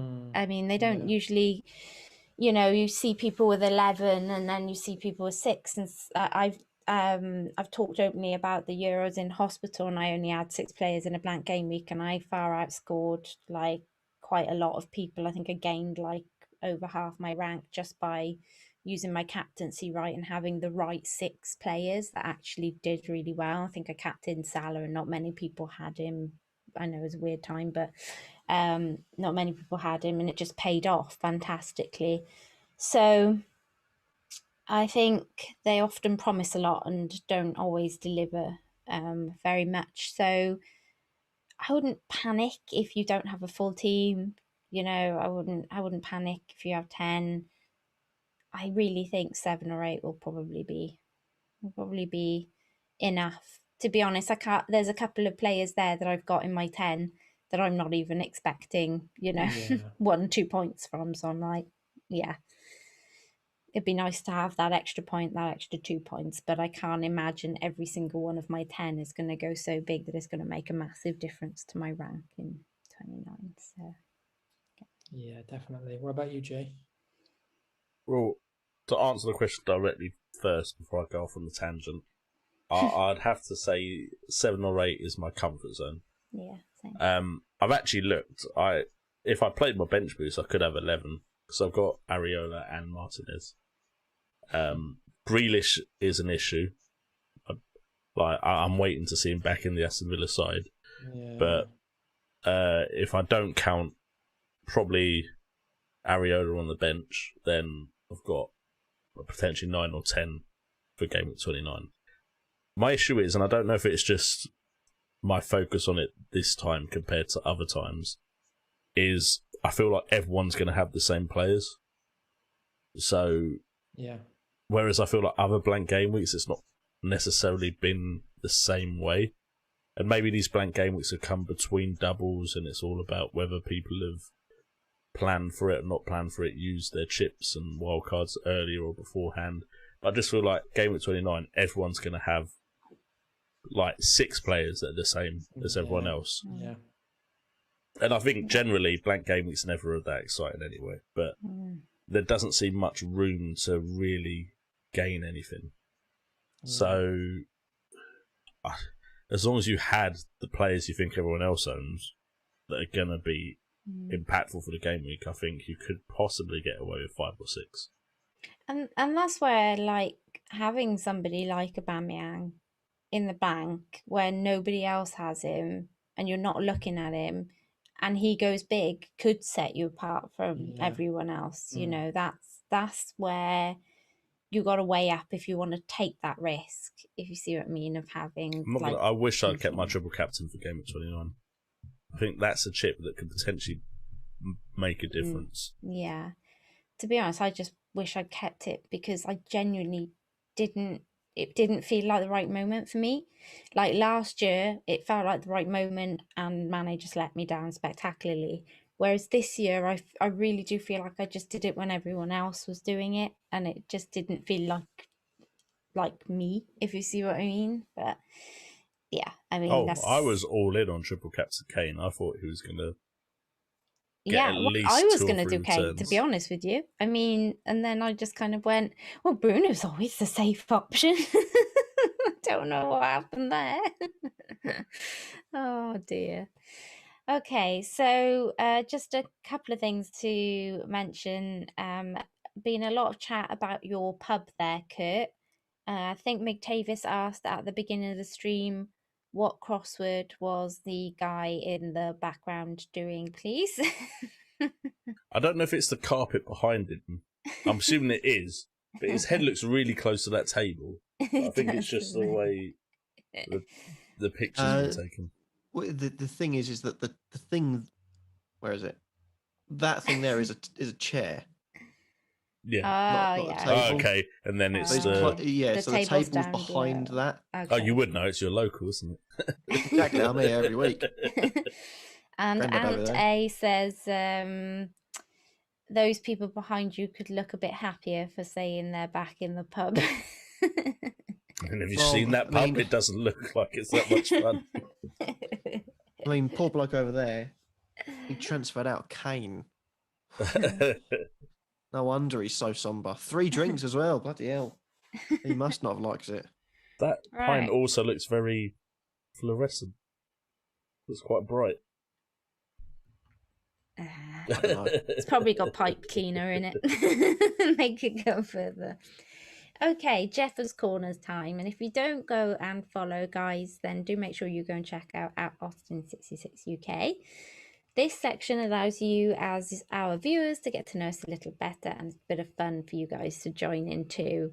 Before I go on to this week's question, Jeffers did leave a bit at the beginning, but he has issued a statement. After long consideration and phone calls to all major pizza providers, I have decided to allow Nim's answer of the marinara sauce and cheese to be allowed. I did not exclude them, and all the pizza providers I called advised cheese and marinara sauce are extras and alternatives for both and are available. If a true Italian pizza does not have to have sauce, it usually has bits of tomato. So after GAH review, complete points are allowed. So, yes! I'm allowing the marinara because I was if you remember the stream, I was like, fine, marinara's fine because I considered saying it. You can't say cheese. Well, No. you can have different cheese. Yeah, if you said a toppings. different cheese, you didn't specify a cheese. You Well, just said All right, I then. didn't get a cheese. chance. What I is didn't your get a favourite chance. sandwich filling? Butter. That can't be counted. What? I mean, to be fair, I've had sandwiches without butter. It's true. Butter isn't a filling. Mayonnaise you could have instead. God, Yeah. this isn't even a question. Anyway, We're going to start talking about sandwiches. I can feel That my- means that I just don't think you should have been allowed to take them both, because then someone else could have had cheese and you could have had marinara. I think it was a low blow. Like, nah, I'm not happy Cheese with and it. Boycott tomato Jeff. pizza. That's all I'm hearing. cheese and tomato pizza. Anyway, that means the scores are Ray, Nim, and Kurt on 12 points, Brett on 11 points, and JNO on 10 points. Kurt's tied for first and still not happy. That's how bad that decision is. Because I was tied at first with one person. To Now be I'm tied fair, at first with two people. To be fair, you all love my chicken and sweet corn anyway. So, moving on to this week's question, you each have to nominate a song that you like. Does not have to be a favourite of yours, and it's 1 point for each person who likes it, and no points if they don't like it or it's a neutral opinion. It must be liked. So, I thought this was a tough one. No offense to Ray. I'm kind of glad Ray isn't here because I feel like I've got a bit of a measure on like some of what the other guys like. I don't really know Ray's taste in music, so I'm feeling like. To be fair, this said I Hopefully. didn't have to like the song, so I've not gone with any of my taste in music. I've gone for what I think might get points. Yeah, but that's the same. Like I've thought about you guys. I haven't thought about necessarily me, although I quite like the song as well. But go on then, Jay. You go first. Well, I was very tempted to say the fast food song, just because of last week's question, but I don't know if you all know it. Is that Never the heard of it. Pizza Hut? The Pizza Hut? Yes, Kentucky Fried McDonald's, Chicken and that. Oh, McDonald's, okay, no, I have heard of it. Kentucky Okay. Fried Chicken and Pizza Hut. But I've seen as you let me go first, because I didn't have backups, I'm going to go with, and it could completely backfire, Come On Eileen. Kurt's head went straight down. That's not good.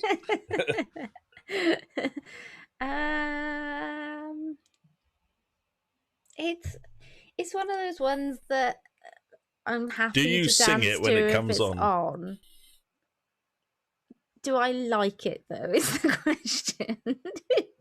I'm not sure. Brett, do you like Come On Eileen? Oh, come on! No, you can't offer to answer first and then pass it over when you get. I didn't offer flustered. to answer first. You started talking first. I just went. Kurt tried to hide. You started talking. I think you have to say first. Look, Okay. I'm going to base all my answers on bearing in mind we're still in lockdown. When we come out of lockdown, will I sing it with my shirt off, getting kicked out of a club, with my six on the beach Exactly. spilled over me? Most likely. Exactly. So I don't like if I don't like the song normally. It's one of those songs that's annoyingly Well, catchy. then you're but gonna you like hear... every song if that's the kind No. of- There's definitely songs you can be drunk and just be there going, "Why is this DJ put this on?" Yeah, Definitely. there's a load, especially I'm picky with my music, but I'll say I like it. Yeah, Oh, I'll I've go got for 1 it. point. Oh, thank you, Kurt, because I'm worried now. Because Nim's doing that sit on the fence and then say no, so I don't get points thing. I want to say I do because I do sing along to it, but Everyone sings along to I it. just don't really You know the like lyrics, it. don't you? Do you know the lyrics? I wouldn't choose to play it in my room. I wouldn't choose cheese as a pizza topping, but you've got that bloody point. So Yes, you would. Shush. I've never called a pizza place up and gone, make sure to put that cheese on it. Please. Cheese and tomato. You've never just had a cheese and tomato pizza. I'm fed up of you sending me those pizzas with no cheese on. Never just had a cheese every and tomato single time. pizza. and what 4 toppings would you What, like? you're just gonna cheese first of all. Takeaway. No, you're I've gonna have never a cheese, got cheese and tomato pizza. You're just gonna have a pizza without the cheese? You're just gonna have a pizza without the cheese? No, but it comes with cheese. I've never had No, to tell them to put it's a cheese on it. topping. I've It's never a told topping. them. I've never told a pizza place make sure to put that cheese on that pizza. It would just be a tomato I have had cheese and sauce tomato pizza on. that I've bought from the supermarket.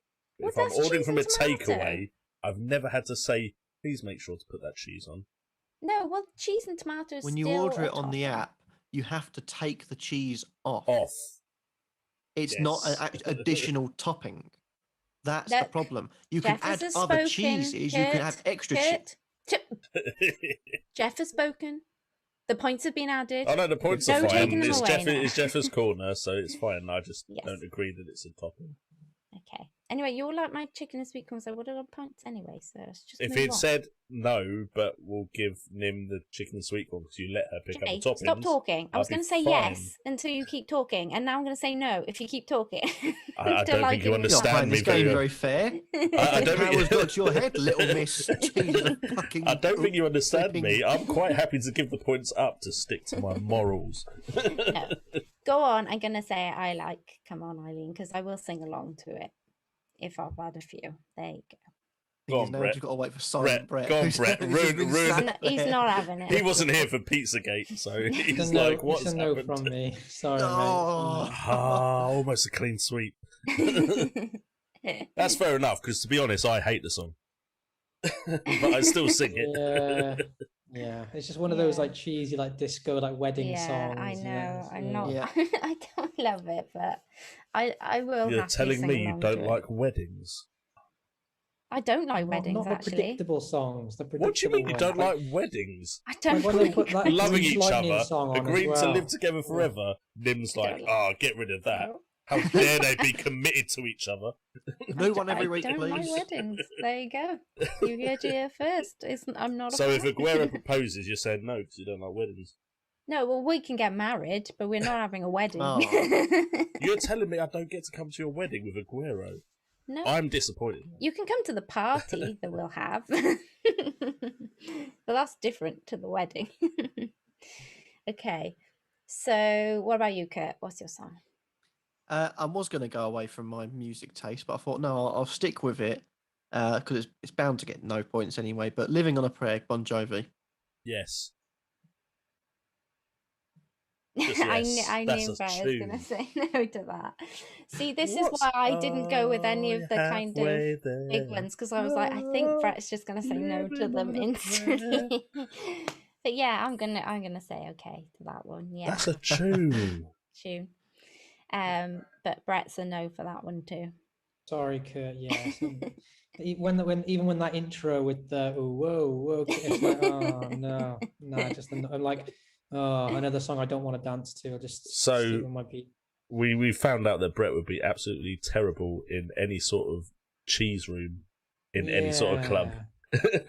But I have seen him dance to rap music, so you know, You know is a for sure. potential. I mean, I prefer There is a going to any potential. room that isn't cheese music, but you just have to play along, mate. Just get involved. You know, like even though I say no, if I was drunk, I'd Yeah. be blurting out all Well, the that's words. it. comes Like that's off. what I feel like That's it. about Next Come On time we Eileen. meet up, if he sings "Come On Eileen" or "Living on a Prayer," we have to record it and Syndicated. put it on Twitter.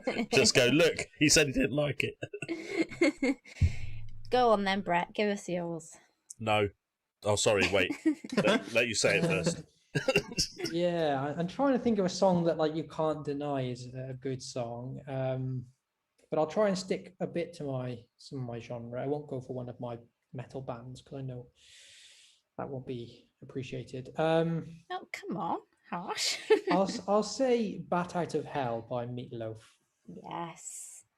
I just Tune. think it's such an amazing song. It's been in my life, that song, throughout my childhood and stuff. Did and it's not see that coming from you. I would have gone Meatloaf if I thought that was coming from you. So, but It yeah. is. Yeah, It is one of the it's- classics, and the thing It's a is, my classic. mum's a massive fan Jay of is like Meatloaf. looking like he doesn't know what the song is. Clearly, you know what Oh, that I do. is. I'm looking for the lyric because It's I'm got sure I Alright. do. So many sections of Like the a song. bird It's of like hell, we're it's like an gone when the adventure. morning's gone. Yeah, it's one of Oh. those songs that has been put Yes, I together know. like sort of multiple songs I don't like at that song. once. Sorry, Yeah.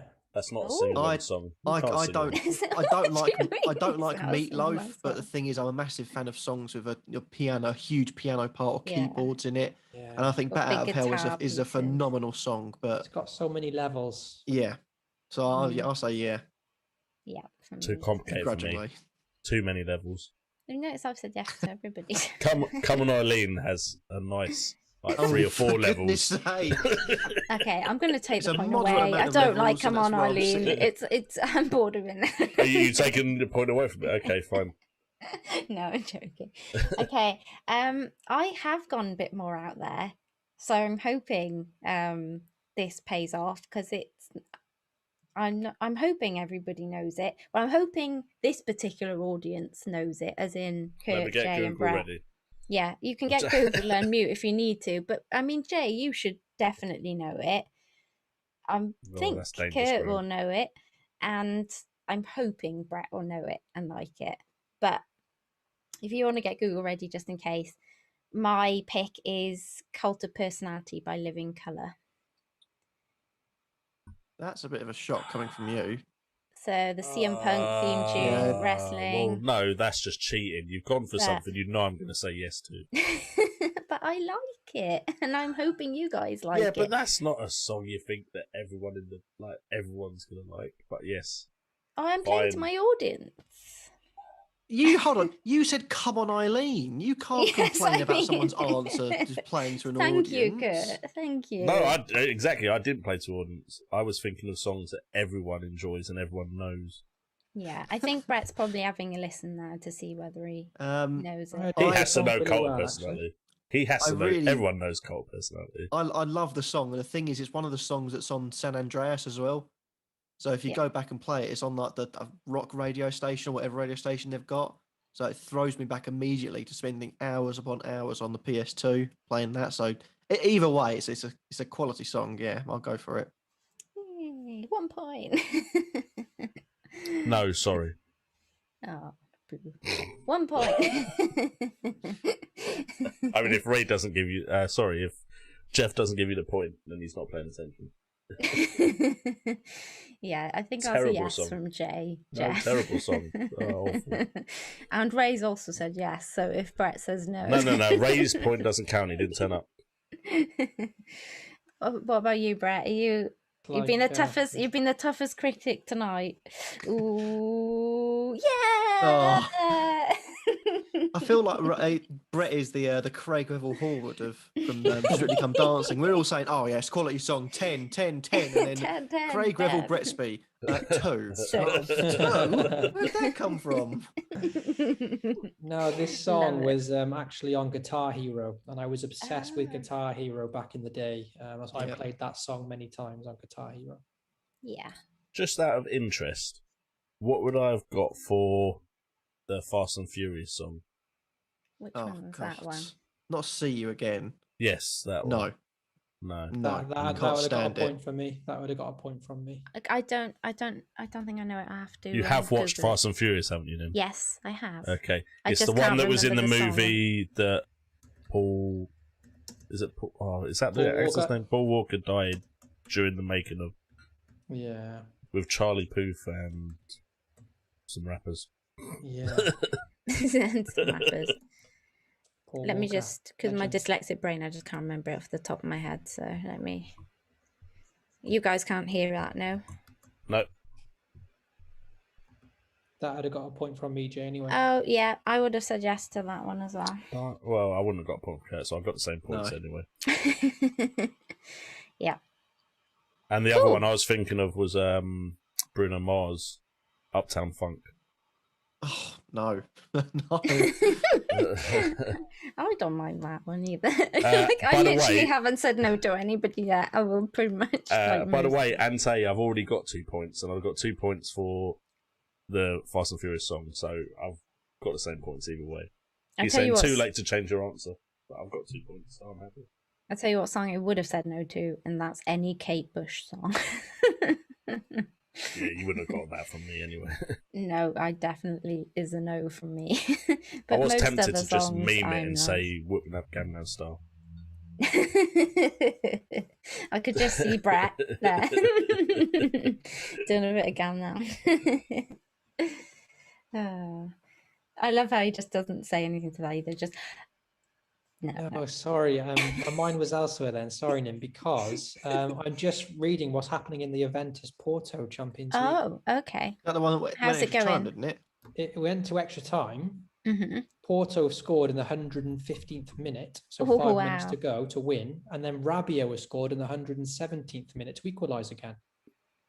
Wow. Is it not? Is it not away goals going into this and then, or Yeah, it probably is. But- because at the moment Juventus have 1, Porto have 2, so Porto are still going through. I think. Yeah, and I think they're still playing. So it's 117th minute for Yeah, for Rabiot's that. goal. But instead, you're here watching us, so Yes. you've won. You're winning. Don't worry about that Hashtag game. winning. Yeah, okay, cool. Well, thank you everyone for joining us. Sorry, I've just read the comment and then Brett just went. Yeah. I didn't even know myself.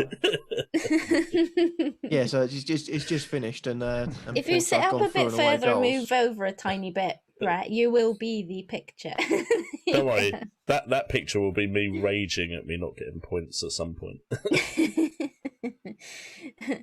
Cool. Well, thank you everyone for joining us for this evening's stream. And please do go check out our sponsors of the stream, Fancy Football Scout. And I will pass you over to Jay to wrap us up. No, sorry, after that Jeffers corner, I had enough of this. I'm out. See you later. Okay, then. You need to turn the stream off. He actually Otherwise- went Here's further than that than I was J&O. thinking. I did actually think he was gone for a minute. And I was going to say, who turns this stream off? Because otherwise we've got a long night ahead of us. By lads. tomorrow, you'll find out that I've stepped down as any sort of co-host behind the scenes tech guy. I'm not. I Such a do not sore like loser. being challenged. I do not being challenged. I am here to challenge everyone else, and you should accept everything I say. Ray, look you're what all- happens when you're not here You're to all argue with him. snowflakes. You're all snowflakes, but I'm always right. Cheek of it.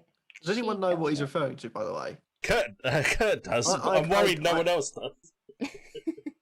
He's not. Okay, he's Mig's got it in refer- the chat. Mig's got it in the chat. Yeah. He's making references to bloody Piers arsehole Morgan. Oh, what a shambles that was this morning. Is it Good Morning? Whatever it is, I don't watch it. But what a shambles. GMB, Good Morning Britain. Yeah. It's all an act. I didn't see it. so- I think he was going to step down anyway, and they just thought they'd make a big scene out of it to get some press for their show, but never mind. Okay. Anyway, I'll update him after this stream, but Yeah. thank you for joining us. Make sure to hit that like button, subscribe, and hit that notification bell. Also, check us out on Twitter and on Instagram. It's FPL WildCats, easy enough to find, and we will catch you guys next week. Bye.